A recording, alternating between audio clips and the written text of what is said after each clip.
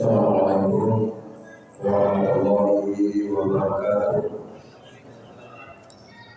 Bismillahirrahmanirrahim.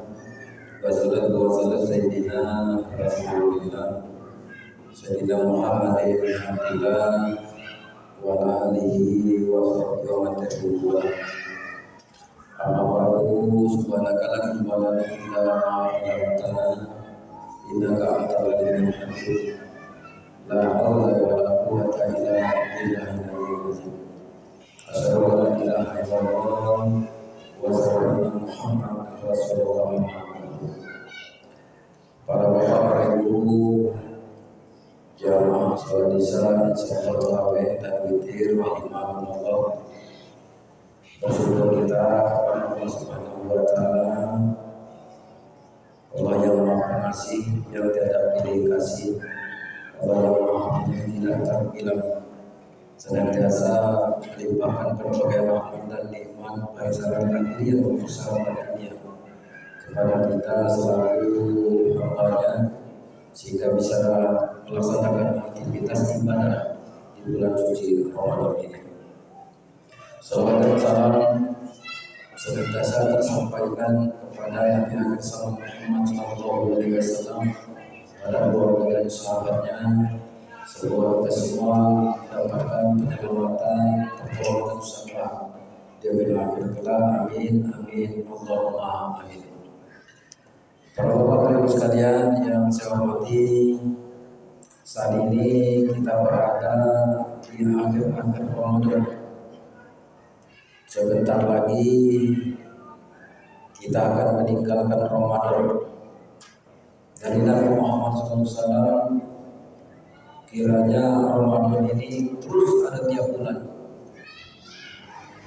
Namun inilah kasih sayang Allah Subhanahu wa taala, 12 bulan, 1 bulan sebagai pembersih dari macam segala dosa dan noda kita, sehingga kita betul-betul menjadi orang yang bersih seperti bayi yang baru dilahirkan. Bapak ibu sekalian yang dirahmati, di akhir Ramadan ini juga ada beberapa hal yang harus kita lakukan. Yang pertama tentang zakat fitrah. Sesuai dengan musyawarah dari Kementerian Agama, ada 3 pilihan. Yang pertama 30.000, 35 dan 40.000. 30.000 luas yang biasa, 35.000 yang menengah, dan yang luas 40.000 yang super. Terserah kita mana yang kita pilih sesuai dengan apa yang kita makan, sebagai penyempurna daripada puasa kita dan sekaligus membantu sanak-sanak kita yang berada di garis bawah, sehingga di hari lebaran nanti sama-sama kita berbahagia. Yang kedua, mungkin dalam pelaksanaan ibadah puasa ini ada yang pacak melaksanakan puasa, ada yang belum.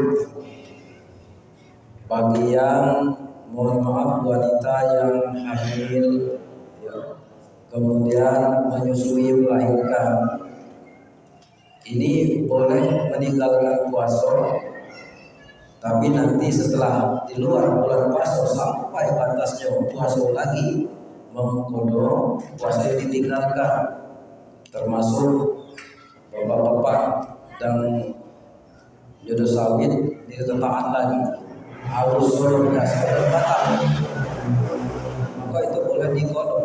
Termasuk musafir yang melakukan perjalanan jauh, dia pecah di tengah jalan berbuka, maka itu boleh diganti di luar bulan puasa sebanyak hari yang ditinggalkan. Nah, kemudian termasuk orang yang sakit, ya, yang ada harapan sembuh, ini pun bisa mengkodok puasa.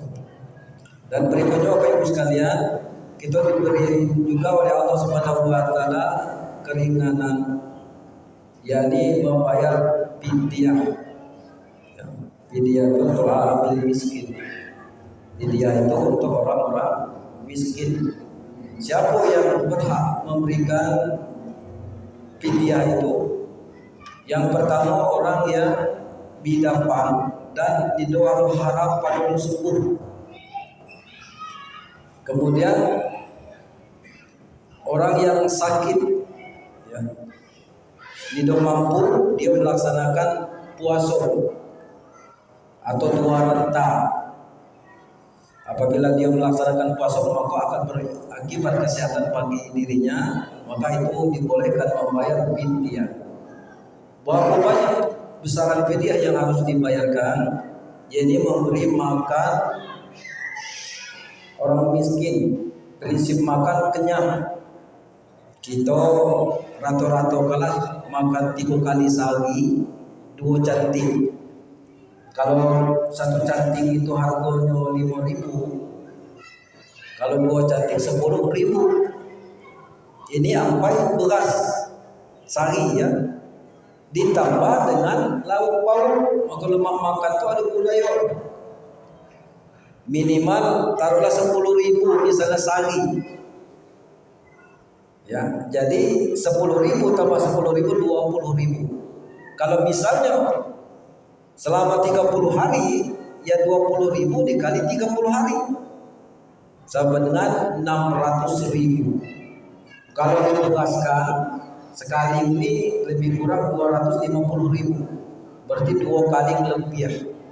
Ini yang harus dibayarkan kepada orang yang berhak menerimanya.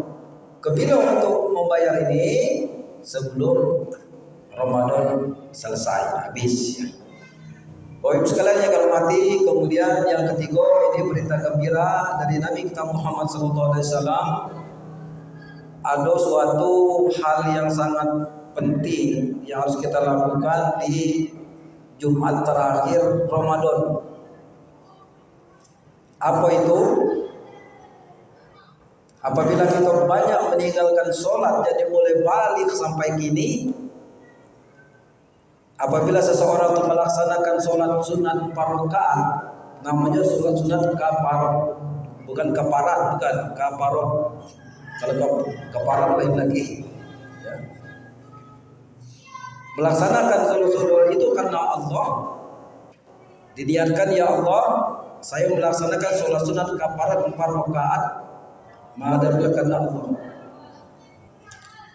Rakaat pertama setelah Al-Fatihah membaca surat Al-Badar, Inna anzalna ila lailatul qadar dan seterusnya 15 kali. Yang kedua membaca surat Al-Kautsar, Inna a'tainakal kautsar 15 kali. Lalu kalau aku tidak hafal bacaan Inna anzalna ila lailatul qadar itu boleh dicatat agak besar sedikit di kertas, tempelkan di dinding, ujung lem. Maka lemak kita bacanya boleh ya. Jadi 15 kali, 2 rakaat kedua seperti itu juga 15 kali, Al-Fatihah 15 kali dan sampai 4 rakaat. Jadi hanya 1 kali tasahud. Ya.